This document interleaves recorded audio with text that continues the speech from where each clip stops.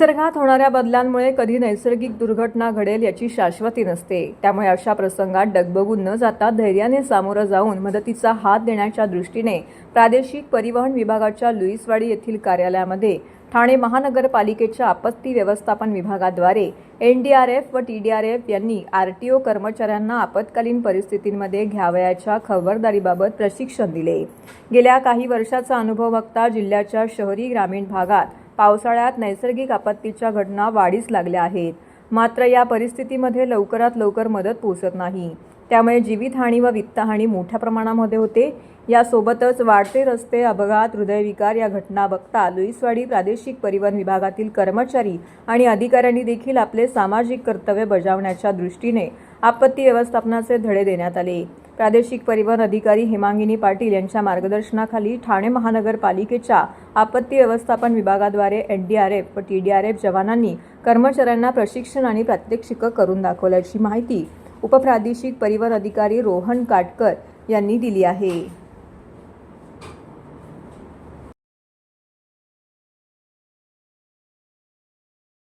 सर्व नागरिकांना आवाहन करण्यात येत आहे की सध्या डासांमार्फत पसरणाऱ्या डेंग्यू या आजाराचा प्रसार रोखण्यासाठी प्रत्येकाने पुढील प्रमाणे कार्यवाही करावी। डेंग्यू आजार एडिस इजिप्ती हा डास चावल्याने होतो। या डासांची पैदास साचलेल्या किंवा साचवलेल्या स्वच्छ पाण्यामध्ये होते। 8 दिवसांपेक्षा जास्त दिवस पाणी उघडे व साचून राहिल्यास त्यात डास अंडी घालतात। अंड्यांच्या अळ्या तयार होऊन पुढे डास तयार होतात।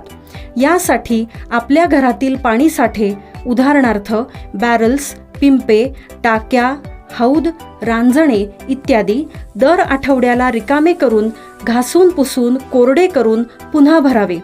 1 दिवस कोरडा दिवस म्हणून पाळावा। पाणी साठ्यांना घट्ट झाकणे बसवावीत किंवा जुनी साडी, चादर, धोतर यांनी बांधून झाकून ठेवावीत, म्हणजे डास त्यात जाऊन अंडी घालणार नाहीत। घराच्या गच्चीवर, आजूबाजूला, अंगणात कोठेही पाणी साचू देऊ नये। भंगार सामान उघड्यावर टाकू नये, उदाहरणार्थ टायर्स, प्लास्टिक सामान, कुंड्या, टाकाऊ वस्तू इत्यादी। अशा सामानात पावसाचे पाणी साठून त्यात डेंग्यूच्या डासांची पैदास होते। घरातील कूलर्स, फ्रीजच्या पाठीमागील ट्रे हे देखील वेळोवेळी कोरडे करावेत। लक्षात ठेवा, नुसत्या फवारणीने डास घनता कमी होत नाही, तर त्यासाठी डास पैदास ठिकाणे नष्ट करणे ही आपल्या सर्वांची जबाबदारी आहे। कोणताही ताप अंगावर न काढता जवळच्या शासकीय रुग्णालयात मोफत औषधोपचार घ्या। अशा प्रकारे नागरिकांनी सहकार्य केल्यास डेंग्यूचा प्रसार रोखणे सहज शक्य आहे।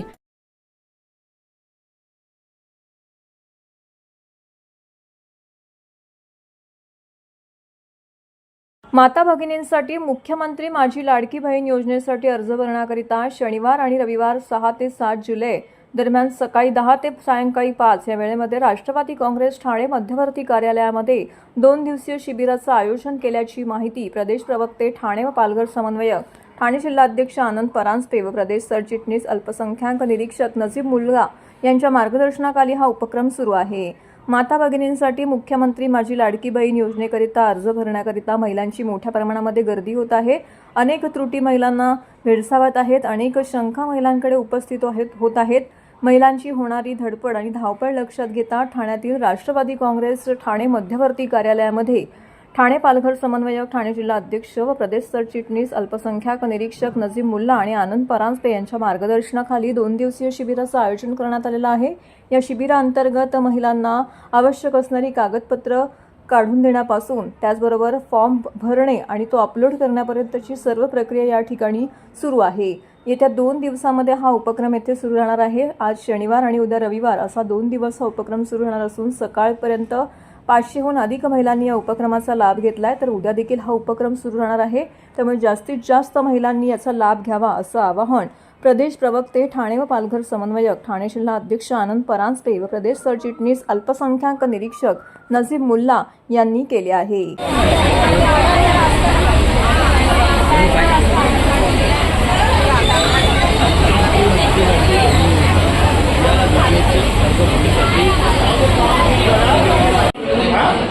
आता आले साहेब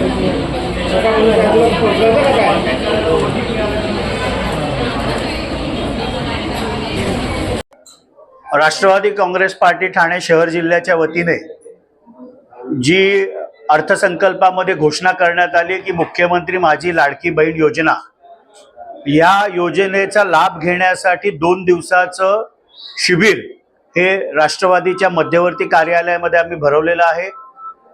महाराष्ट्र राज्याचे लाडके मुख्यमंत्री माननीय एकनाथरावजी शिंदे साहेब यांच्या नेतृत्वाखाली आमचे राष्ट्रीय अध्यक्ष, राज्याचे उपमुख्यमंत्री व अर्थ व वित्त मंत्री माननीय अजितदादा पवार साहेब व उपमुख्यमंत्री देवेंद्र फडणवीस साहेब या महायुतीच्या तिन्ही नेत्यांनी ही घोषणेची योजना बजेटमध्ये केली. मी खास करून आमच्या मंत्री अदितीताई तटकरे यांचे विशेष आभार मानेन. त्यांच्या खात्यातर्फे महिला व बालकल्याण विभागातर्फे योजना राबवण्यात येत आहे. आम्ही इथे फॉर्म भरून देण्याची व्यवस्था देखील, कारण अनेक महिलांना फॉर्म भरायला अडचण येते. बँकेचं अकाउंट, IFSC कोड, आधार कार्ड नंबर अशा अनेक रकाने त्याच्यामध्ये भरायचे. त्यामुळे आम्ही फॉर्म भरण्याची सुविधा देखील ठेवलेली आहे.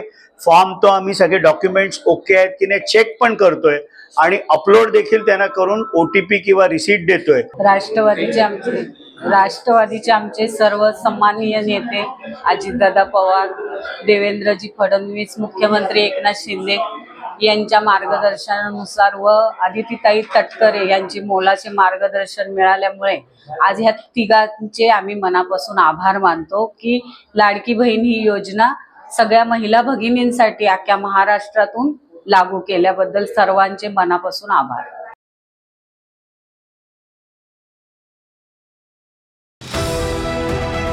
TJSB सौर शक्ती कर्ज, गो ग्रीन, करा वीज बिलावर बचत.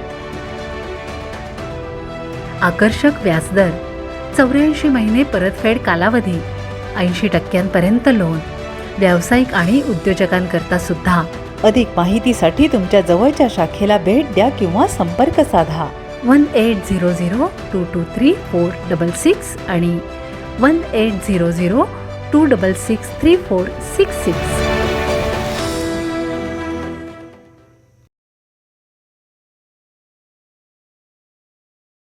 ठाणे घोडबंदर भागातील वाहतूक कोंडीवरती कायमचा तोडगा काढण्यासाठी ठाणे फ्रीवेची निर्मिती करा. भाजपाचे कृष्णा पाटील यांची मुख्यमंत्री, उपमुख्यमंत्री व बांधकाम मंत्र्यांकडे लेखी मागणी.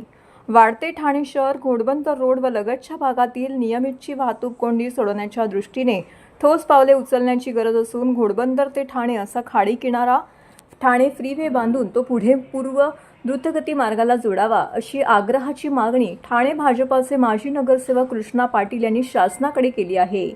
याबाबतचे लेखी पत्र त्यांनी मुख्यमंत्री आणि उपमुख्यमंत्री यांना दिले असून सार्वजनिक बांधकाम मंत्री रवींद्र चव्हाण यांची प्रत्यक्ष भेट घेऊन या महत्त्वाकांक्षी प्रकल्पाची माहिती कृष्णा पाटील यांनी दिली आहे. ठाणे घोडबंदर या भागातील वाढते नागरिकीकरण, वाढती वाहनांची संख्या लक्षात घेऊन ठाणे शहरातील रस्त्यांची वाहने सामावून घेण्याची क्षमता आज घडीला संपलेली आहे. आताच यावर विशेष उपाययोजना न केल्यास भविष्यामध्ये सार्वधिक वाहतूक कोंडीचे शहर अशी ठाणे शहराची ओळख होईल. कृष्णा दादू पाटील, भाजपा, ठाणे शहर, ठाणे. आज ठाणे शहरामध्ये ट्रॅफिक समस्या ही मोठी झालेली आहे. आज ठाणेकर नागरिक पूर्ण त्रस्त झालेले आहेत. ह्या ठाणेकर नागरिकांना या ट्रॅफिक समस्येतून मुक्तता करण्याकरिता एक स्वतंत्र मार्ग करणं गरजेचं आहे. घोडबंदर रोड हा पूर्वी सिंगल होता, आज 4 पदरी झालेला आहे. तसेच मेट्रोही आलेले आहे. पण वाढती वाहनांची संख्या आणि वाढती शहरीकरण बघताना तर हे रस्तेही कमी पडत चाललेले आहेत. आज ठाण्यातील नागरिकांना घोडबंदरात जायचं असेल तर दिवसातून 2-2 ते 3-3 तास वाया घालावे लागतात आणि ट्रॅफिकमध्ये अडकावं लागतं. आणि ही मुक्तता करायचं असेल तर एक संकल्पना मुंबईच्या धर्तीवर, जसा अत्तल सेतू असेल किंवा फ्रीवे, ह्या धर्तीवर घोडबंदर ठाणे हा फ्रीवे करण्यात यावा. आणि तो वसई क्रीक रोडपासून गायमुख असेल, कासरवडवली असेल, ह्या खाडी किनाऱ्यावरून कोपरी, पाचपाखाडी, कोपरीमध्ये जॉईन करावं. तिथून मुलुंड मार्गे तो मालखुरच्या फ्रीवेला जर जोडला तर बाहेरची जी येणारी वाहनं आहेत, जी गुजरातला जाणारी, नाशिकला जाणारी, ती बाहेरच्या बाहेर निघून जातील. त्यांना ठाण्यात यायची गरज नाही. आणि त्याच्यामुळे तो जो ताण पडतो ठाण्यातील रस्त्यांवरती किंवा ट्रॅफिकच्या बाबत लोकांना, त्यातून मुक्तता मिळेल. त्या धर्तीवर ही मागणी केलेली आहे. हे करण्याकरता सकारात्मक भूमिका जर सार्वजनिक बांधकाम मंत्र्यांनी घेतलेलीच आहे. पण केंद्र सरकार असेल, राज्य सरकार असेल, महापालिका असेल आणि MMLD यांनी संयुक्त जर हा उपक्रम धोरणात्मक घेतला तर भविष्यात ठाण्यातली जी ट्रॅफिक मुक्त ठाणे शहर ही संकल्पना होऊ शकते आणि त्यातून शहराचं शहरीकरण वाढतं शहरीकरण होत आहे, तर त्याच्यावरती पण एक सकारात्मक दृष्टिकोन होईल. सन्माननीय मुख्यमंत्री एकनाथजी शिंदे साहेब, उपमुख्यमंत्री देवेंद्र फडणवीस साहेब आणि सार्वजनिक बांधकाम मंत्री रवींद्र चव्हाण साहेब आणि ठाणे महापालिकेचे आयुक्त, ठाणे शहरांना म्हणजे फरक असं सगळ्यांना जर आज ठाण्यात यायचं असेल तर नवी मुंबई असतील किंवा ऐरोलीवरून येणाऱ्यांना पण वसई विरारला जायचं असेल किंवा मुंबईला आपला गुजरातला जायचं असेल किंवा नाशिकला जायचं असेल तर त्यांना एकच या ठाणे सिटीमधून जावं लागतं. आणि तिकडूनच मुंबईवरून येणारी वाहनं बोरिवली मार्गे किंवा गुजरातवरून येणारी वाहने, नाशिककडून पण येणारी वाहनं ह्यांनाही ठाणे सिटीमधून जावं लागतं. तर तो ताण पडल्यामुळे ठाण्यामध्ये गंभीर समस्या झालेली आहे. तर तो ताण कमी करण्याकरता व त्या शहरातील नागरिकांना बाहेरून जर हा फ्रीवे आपण अशा पद्धतीने काढला तर तो ठाण्यामध्ये त्यांना येता बाहेरच्या बाहेर निघाल्यामुळे ते ट्रॅफिक ठाण्यामध्ये जे होतंय समस्या ते कमी प्रमाणात होऊन जाईल आणि त्यातून ठाणेकर मुक्त होतील अशी आशा आहे, म्हणून ही मागणी केलेली आहे. महाराष्ट्र राज्याचे मुख्यमंत्री नामदार एकनाथ शिंदे यांच्या मार्गदर्शनाखाली मुख्यमंत्री माझी लाडकी बहीण योजना राज्य शासनाची महत्त्वाकांक्षी योजना असून या योजनेची अंमलबजावणी करण्यासाठी खारेगाव विभागामध्ये शिवसेना उपनेते दशरथदादा पाटील यांच्या जनसंपर्क कार्यालयामध्ये कळवा मुंब्रा विधानसभा महिला सहसंघटक रचना राकेश पाटील यांच्या हस्ते मुख्यमंत्री माझी लाडकी बहीण योजनेचे फॉर्म वाटप करण्यात आले. याप्रसंगी निर्मला सत्यवान पाटील, भाविका भगत, शीतल जाधव, पूनम बुबेरा, संध्या केशव भगत उपस्थित होत्या. याप्रसंगी रचना पाटील म्हणाल्या की मुख्यमंत्री माझी लाडकी बहीण योजना ही वंचित, विधवा, परित्यक्त, आर्थिक दुर्बल महिलांसाठी महत्त्वाची योजना आहे. महिलांना आर्थिक सहाय्य व्हावे कारण महिला कुटुंबातील एक महत्त्वाचा भाग आहे. त्यांच्याकडे काहीतरी उपलब्ध असावे, त्याचबरोबर उत्पन्नाचं साधन असावं, कुटुंबासाठी आर्थिक मदत मिळावी. त्यासाठी मुख्यमंत्र्यांनी जो निर्णय घेतला आहे त्याचं आम्ही स्वागत करत आहोत.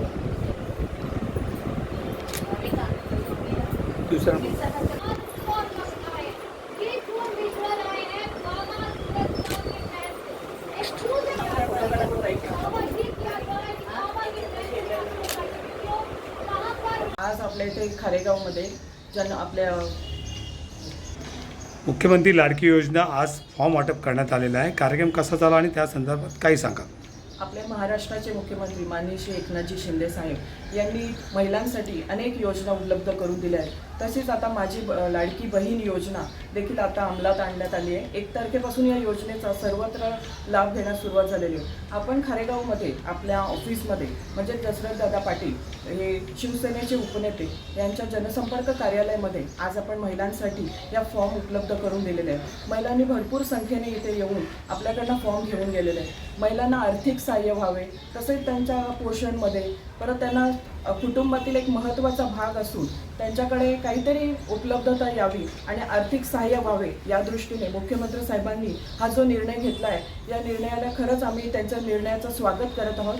आज इथे खारेगावमध्ये जे आपण इथे ऑफिसमध्ये जेव्हा महिलांना हे सर्व फॉर्म दिले त्यांचा उत्साह अगदी वाखाणण्याजोगा होता. आनंदाने त्यांनी सर्व आपले डॉक्युमेंट्स देखील इथे आणलेले, पण आज फक्त आपण फॉर्मचे वाटप केलेले आहे.